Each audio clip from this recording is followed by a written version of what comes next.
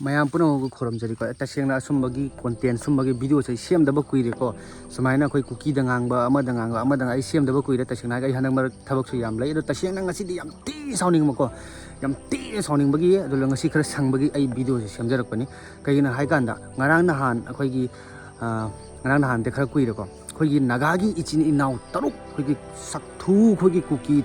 kuki na khoi gi hat ki do अरे लान सोना बता रहा है कि obviously मीडी सीरने ले रहे पोनी हमको चुम ना जो सीरने ले रहे पोनी को मैं तो ये वही दुम सीरे को कुकी की सुदुम सीरे नगाई चिनाव सु सीरे बनते दुम सीरे ने बा अरे सी बसी दसुम फारे सी करे लो रे को सीधे इसी दम मोई की मथमोई से क्या यम नंगम में हाई कांडम मतुप नगाई चिनाव की हक्चांग सीरे हक्चांग दो मतुप का दो मको का से समाज का थक लगा दे कि थोंगा थोंदो कोई कनो से पिजरी ने बा कोई नगागी नुपी कोई चिनाव मैम ले बिचन सिंदुर मुई पिजरी ने बा मुई मथमु से नते मीर सार से ने बको अदु सेम को मुसे तो आई यम थी साने अदु लगा अमरुम द को खोगी हॉस्पिटल ममिंग कई कावरे को रिम्स हॉस्पिटल हाइमेल को सिदै सिदा कुकी की मी अहुम सोगा लाकपा मतम द खोगी मणिपुर की मको कोई एमएलए सिंग ओइबा मंत्री सिंग ओइबा दो मुई उन चली से करिगिनो से नते अखोगी कुकी की मचुम से क्या चारुरगे अब नोई हाक तक ने असेंग मणिपुर से पुमुट मुटलबनी असेंग मुटलबनी बो अचौ असांग तनी अरे मणिपुर की मकोक मरु ओइबा मीदुना येंगदना मोइना गाक सेंदना मोइना जेंगसनदना कनाना येंगदुइसे मिचम अमन खुलाई पाई तारी थोलम फाबिने हादी चिना आरामबाई मैम लाई गाइदा मोसु एक्शन लखतन खोखतन तोरी खुलाई दु लोसन बिरे लोसन लगे होजि नोइ तोरिसे कइगिनो मयांग तुयांग खरा लानी अदुना दोजि आदाने द मेन मान इसा गी होय इ दु थाजद्रे होजिकति कना दुन थाजदुसे तोरिसे मको मरु बे मिसिन कइम एक्शन लखतरे सिदे प्रजा मयाम ने येन मथुन मानबा अदुना ट्रोल तोजि करिगिरोसे करि नंग तोथोकबा नोइ मको मरु बे नोइना तोथोकबगी नत्रोसे हा आई ngarang nahan न्यूज़ अमा उरमे को नागालैंड की न्यूज़ ने नागामिस नंगांग ने आइजु नागामिस खांगे बको खांबसे मोय हाई सिने बको असम द नागा चिनाव लेगिरा दोलगा नागालैंड द लेगिरा अरुणाचल द लेगिरा अतोप स्टेट द लेगिरा असि अखोय द डायरेक्ट चैलेंज तोक पनी मोयना अखोगी अमुक द अखोगी इपाइपु हाकतक तो सुमाइना हात लान दि इपाइपु हाकतक लोय सोकनरे दोसु इपाइपु हाकतक सुमाइना तमथि हात पाइसे अमो थेनद्री दोना सुमाइ तौगदम खोगदम दोलगा लास्ट अरोब द हायबा मणिपुर सरकार कदौ लेगे थोइसे मणिपुर दने से थोइसे करी की दमक्तनो अदुनि दाने हाइसे अखोय मैतै अमो ओइन तसिनि इकाइजेबको मणिपुर द लेरसु मणिपुर द लेतसु केना मैतै अमनेबको थोइसे मणिपुर दनेबा अदो मणिपुर की मको मरुसे कनानो मैतै नेबको अदो मैतै द मोइन मणिपुर सरकार कदौ लेगे अखोय इसाना इसा इकाइजेबको मचुम चाबा अममदि इकाइ मरोयबा मोगी ममाइ दोदिने अखोयगी मोय पैसा बंडल जोमथलम मनेबको अरे नोई नचानसु सिंग मपान थममनी नचानसु दमतंग थाउदना दुमाइना लान अमद थाउदना मटुक कगा होजिक नागा चिनाव सिंग मोय तोबिखिबद नोई नचानसु दसु नोई थोई थोकति योको हा अरे नोई मको मरुनिने नोई तोंगमदब थबक सि करिनो अमदा हागिन करिनो नोई तोंगमदब सि लोई हाइरो लोई ngamiना पुलिस त क्याम पावर ले दो लगा नोई मिनिस्टर अमद कनोमद क्याम पावर ले नोइना सिदे मोदी सिदा मखोंग मरु पाजो सुने सेने नते रिजाइन तौरोय मीना मैम ट्रोल तौद येन मथुन मांबा कायना अखोयगी आसाम दा अखोयगी कसार अखोय आसाम दा को अखोयगी आसाम की सीएम अखोयगी हेमंत बिश्व शर्मा दो सिदे कसुले तबने कनोम दा वीडियो मका पगने ए मामा नंगसे समाई नंगदी फालतू ने हाय हम्बा खाय मनु फाइ फादे यों को अदो कइनादा मिप्रमसु सपोर्ट तौरेबा मामा से मिप्रम याइ मिप्रम नुसिबा को अदोगा मणिपुर की सीएम दी येन मथुन मांबा अदा कइगे फांगम दिसे कइनो नंग नसाना तोथोकपदन का अचुम्बा वा ngangiba khamba अचुम्बा अदोगी दु नंगदी अचुम्बा ngang मिसिंगदी फाबा ngamगनी अदोलगा खोगी सा सुनतबा मी थोंगा चाबासा मी थोंगी जसे कइनो से मोसे सा निबको मियोय अखोगी मरोंदि ngangaga अदोदा दोलगा जोंग मानबा अमखगसु थोलैय कुकी जोंग मामंगसु मा ngangi वाइ ताउ आई दोलगा माइ रिप्लाई कर पिथरके आई ngasi di amti sauni sengwani ko si yong hai इतनी नाउ तंखुन ला नागारा करी रा नोय कौबरा खंगते आइसो अखोय कुकी गा जोमी गा चप माने अदु ओइरसु होजिक मतम से अखोय लान लेरे अदु ओइरसु नोय होजिक इनफान द लेय मैतै गा पुल्ला गा अखोय अटैक तवे अदु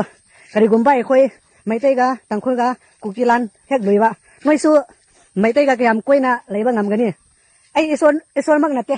अदु ओइरसु खंगे को noi yam kuina lei ba ngamar ado hojik se matam khara lei ri bani adu lan se ni hat pa se khara tok bi yo natradi horen amuk noi chin ba kan ta khoi na kan ba ngamoi ai khoi kari wai re su noi karloi ko ado hojik matam phatta phappa matam apha ba lei ba se noi su so khurum bani na khuruma ado lan se tok se Christian ga Christian khanda ba se isoi na su pa moi ai khoi na su pa moi mai te lon sahi yahum sure ngang ta ba masi ngang ba ne mai te lon so khangning tra ba ne ado khara haidra din noi so ai khoi lon khang ta ni na mai te lon se khara ngang ba ta ba ne ngang tra ga piti ke sai ram adu da loi sil lage ai ching kai wa yang wa ai khoi ching da thabak su ba ni na ko noi so ching da thabak su ba ne ai khoi khakta na te wi thua इतनी नाव पल्लगा हुइथु सु पल्ला मे जो हाउरक फम गे खोगी लोनचुप ngang bai sidi moide di haidु me ngai ko ne ai wam hai ge ne mana tawru se open akoi challenge ko khoi ke no dine ba koi naga chinau tangkholi chinau sin du lo hai sine ba akoi christian ma sen akoi lining chap mana bani na akoi phuna ba se phatte hana ba se phatte karamba christian gi bible hai ge ba sidai sida mi bu tamthi na ha laga matuk ka thong ga tawen karamba bible la karamba christian dharam da yauge ko adu lo ga amana खोगी करम्बा धर्म दा खोगी फुरुब लैतबा धर्म च मीगी मरन मथुन खोगी कंसलो मीर मरान लैतबा अंगांग मचा हालु अदुलगा हनुबी मपंगन जाउदबा मीसिंग हालु खुलाई पाइदबा मीदा हालु Mitcham ना हालु करम्बा बाइबल गी कनो द पेज तक करम्बा करी द क्रिश्चियन धर्म द लैगे अदु हारो noi halisi angang macha adudagi mi micham parja adul halena chumna halo ekdam matar kaktana adu noi khidhora no christian gi dharam doro ai paning de ko phaba mayam lay do punamak tai tu khaba noi se christian jun nat noi christian noi khali nang christian do lining ni ki noi na christian lining ni na khali heaven jong na su yo roi noi heaven nat noi a makha da narakta narakta ni le du se kaina hai kan da nasagi proof laitaba nasagi historic culture amata laitaba noi na sida pisak pinga degi laile sudu na chana su hina phajan laile sudu tamangi laitena popi tha popi bachawana popi do phajan tha ba tamane du degi di paisa do mi atoba mi sing na mi ha laga dumba nisagi drugs to edit ohelaga du degi di paisa do ta laga du degi di proof jati do kana ta udrabani na sida nongmai da paisa lani akoi di kijai ne akoi di ek ga da punchi paijadrina paijadrina noi di angang macha bau da lairani atang ma paisa do chabun drugs bepa to pa ne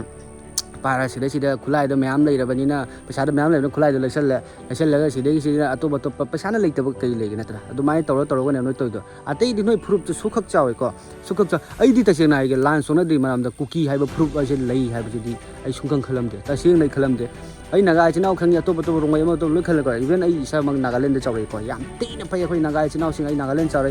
ai naga mi su khangi moi naga mi su sob jane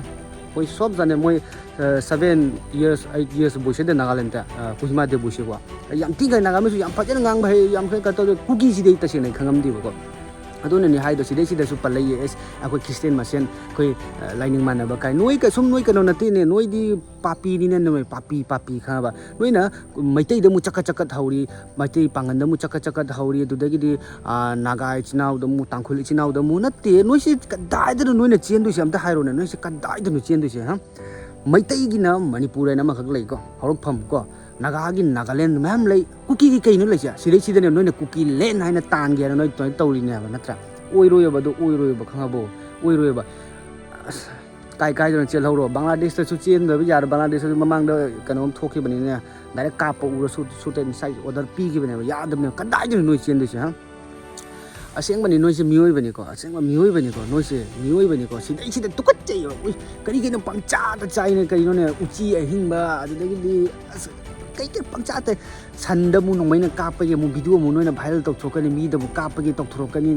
noi se mi ro noi christian lo noi natte noi se papi noi se hincha ba mamai pan da ba hincha ba sa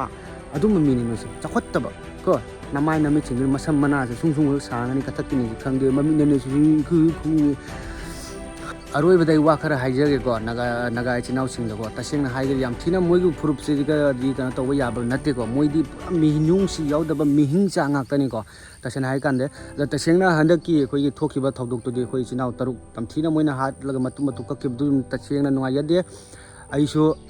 ꯑꯩ ꯃꯩꯇꯩ ꯃꯆꯥ ꯑꯃꯅꯤ ꯑꯗꯣ ꯑꯩ ꯃꯅꯤꯄꯨꯔꯒꯤ ꯅꯠꯇꯦ ꯑꯩ ꯀꯁꯥꯔꯒꯤꯅꯤ ꯍꯧꯔꯛꯐꯝꯗꯤ ꯃꯅꯤꯄꯨꯔꯒꯤꯅꯤ ꯑꯗꯣ ꯁꯤꯗꯩꯁꯤꯗ ꯑꯩꯅ ꯍꯥꯏꯅꯤꯡꯕꯗꯤꯀꯣ ꯇꯁꯦꯡꯅ ꯌꯥꯝ ꯊꯤꯅ ꯀꯁꯥꯔꯗ ꯂꯩꯔꯁꯨ ꯌꯥꯝ ꯊꯤꯅ ꯅꯨꯡꯉꯥꯏꯇꯕ ꯄꯣꯛꯑꯦꯕ ꯑꯗꯨꯒ ꯅꯥꯒꯥꯒꯤꯗꯤ ꯐꯨꯜ ꯔꯦꯁꯄꯦꯛꯅꯤ ꯏꯆꯤꯟ ꯏꯅꯥꯎ ꯉꯥꯛꯇꯅꯤꯀꯣ ꯑꯗꯣ ꯑꯩ ꯏꯁꯥꯃꯛꯁꯨ ꯅꯥꯒꯥꯂꯦꯟꯗ ꯌꯥꯝ ꯀꯨꯏꯅ ꯂꯩꯔꯦ ꯌꯥꯝ ꯅꯨꯡꯉꯥꯏ ꯌꯥꯝꯅ ꯍꯧꯖꯤꯛꯁꯨ ꯑꯩꯈꯣꯏ ꯅꯥꯒꯥ ꯏꯆꯤꯟ ꯏꯅꯥꯎꯁꯤꯡ ꯃꯌꯥꯝ ꯑꯃ ꯂꯩ ꯍꯧꯖꯤꯛꯁꯨ ꯅꯥꯒꯥꯂꯦꯟ ꯋꯥꯔꯤ ꯁꯥꯟꯅꯔꯤꯀꯣ ꯑꯗꯣ ꯌꯥꯝ ꯅꯨꯡꯉꯥꯏꯇꯦ ꯇꯁꯦꯡꯅ ꯑꯗꯣ ꯃꯣꯏꯗꯤ ꯄꯥꯄꯤꯅꯤ ꯁꯤꯗꯩꯁꯤꯗ ꯑꯩꯅ ꯍꯥꯏꯅꯤꯡꯕꯗꯤꯀꯣ ꯂꯩꯈꯤꯗ꯭ꯔꯕ ꯑꯩꯈꯣꯏꯒꯤ ꯏꯆꯤꯟ ꯏꯅꯥꯎ ꯇꯔꯨꯛꯇꯣ ꯃꯣꯏꯒꯤꯗꯃꯛꯇ ꯇꯁꯦꯡꯅ ꯅꯨꯡꯉꯥꯏꯇꯦ ꯑꯩ ꯄ꯭ꯔꯦ ꯇꯧꯔꯤ ꯑꯩ ꯃꯣꯏꯕꯨ ꯐꯖꯅ ꯅꯨꯡꯉꯥꯏ ꯌꯥꯏꯐꯅ ꯃꯊꯛꯇ ꯑꯩꯈꯣꯏ ꯍꯦꯚꯦꯟꯗ ꯂꯩꯕ ꯑꯣꯏꯁꯅꯨ ꯑꯗꯣ ꯑꯇꯩꯗꯤ ꯑꯗꯨꯗꯒꯤ ꯇꯝꯊꯤꯅ ꯍꯥꯠꯂꯛꯄ ꯃꯣꯏꯁꯤꯡꯗꯣ ꯃꯣꯏꯁꯨ ꯃꯣꯏꯒꯤ ꯑꯗꯨꯃꯥꯏꯅ ꯇꯝꯊꯤꯅ ꯃꯇꯠ ꯀꯛꯑꯒ ꯃꯐꯝ ꯃꯔꯥꯡ ꯈꯪꯗꯅ ꯁꯤꯕ ꯑꯣꯏꯁꯅꯨꯀꯣ ꯑꯗꯨ ꯀꯨꯀꯤꯁꯤꯡꯗꯣꯀꯣ ꯑꯩ ꯁꯤ ꯑꯝꯇꯪ ꯍꯥꯏꯖꯒꯦ ꯑꯗꯣ ꯁꯤꯅꯤ ꯑꯗꯨꯒ ꯀꯨꯀꯤ ꯅꯣꯏꯗꯦꯕ ꯀꯨꯏꯔꯣꯏ ꯅꯣꯏꯗꯤ ꯇꯁꯦꯡꯅꯀꯣ ꯃꯊꯛꯇ ꯑꯃꯈꯛ ꯂꯩꯕꯅꯤꯀꯣ ꯅꯣꯏꯁꯨ ꯌꯦꯡꯉꯨ ꯅꯣꯏꯁꯨ ꯑꯗꯨꯃꯥꯏꯅ ꯃꯐꯝ ꯃꯔꯥꯡ ꯈꯪꯗꯅ ꯅꯥꯂꯥꯗ ꯇꯥꯗꯣꯏꯅꯤ ꯑꯗꯨꯅꯦꯕ ꯁꯤ ꯂꯣꯏꯔꯦ ꯑꯗꯨ ꯂꯣꯏꯔꯒ ꯑꯩꯅ ꯃꯀꯣꯛ ꯃꯔꯨ ꯊꯪꯕ ꯃꯤꯁꯤꯡꯒꯤ ꯑꯣꯏꯅ ꯑꯃꯈꯛꯁꯨ ꯍꯥꯏꯖꯒꯦ ꯅꯣꯏꯅ ꯁꯤꯕ ꯃꯇꯝꯗ ꯅꯣꯏꯅ ꯇꯥꯜꯂꯤꯕ ꯃꯆꯨꯝ ꯇꯥꯜꯂꯤꯕ ꯄꯩꯁꯥꯁꯤꯡꯗꯣ ꯃꯊꯛꯇ ꯄꯨꯕ ꯌꯥꯔꯣꯏꯀꯣ ꯑꯁꯦꯡꯕꯅꯤ ꯌꯥꯔꯣꯏ ꯀꯅꯥꯒꯤ ꯊꯝꯗꯕ ꯅꯆꯥꯅꯁꯨꯒꯤ ꯊꯝꯃꯦ ꯅꯪꯅ ꯇꯧꯕ ꯄꯥꯞꯇꯣ ꯅꯪꯅ ꯐꯪꯗ꯭ꯔꯦ नचानसूꯅ फंगदोइमे नचानसूना फंगद्रा मागी मथंग मथंग मथंग फंगदोइमे अदुगी पैसादना कनो उइबो यारोको नोइना जोलिमि मणिपुर हाबा नोइना जोलिमि खांगाबा सेनिको पैसा मतमने यारो मैतैनि कैदौबगे मैतै नत्तबिदा खोइसि मियोइबिनि कैदौबगे मि मफम मरांग खंग सिनाइ आया अमतदि माइसे ओनसन्दना ए सिदिङासि अफबा थबक खतंनि तौ कैदौरगे मिना नोकना हलिदना माइ मि मचिन थिचंनि थुइ सिजना माइनि काइनाद्रो कैनोने अया याम थिना पेनदबे मैतै मचा अमा ओइना प्रजा अमा ओइना कोइ मिचम अमा ओइना हाइजरिनि हाबा अखोइदि सि पावर से लैतिबो नोइद लैयबा दुगी नोइगी पावर नोइना ओनसन्दना नोइना दु तौदना मी मैतै सिरिबा नागा सिरिबा मिदुदि चत्ते असिदैसे रिम्स हॉस्पिटल ला लाइबा कुकी दुदि उनबा चटलेबा दुना खंगेबा नोइसे मचुम चाइ हाइना खबो ओइरो सि खतंतनी अतैदि लास्ट मेसेज इचनाव मैतै तांखुल अदुदगिदि मैम अमा नागा इचनावसिंग को आई याम थिन वाइते दो फरे ngasi वीडियो साइलो संजरगे मणिपुर की कनो से सिचुएशन से याम थिन थुना फदना तंदुले ताबा मणिपुर मा ओयसनु आई असे हाइबना तिन पाइले जते फरे मैम ngasi वीडियो साइलो संजरगे आइना ngang ki bre soikhiba lang ki ba hening jaw ta so ngakpiu ado kuki noi di nawalo di हे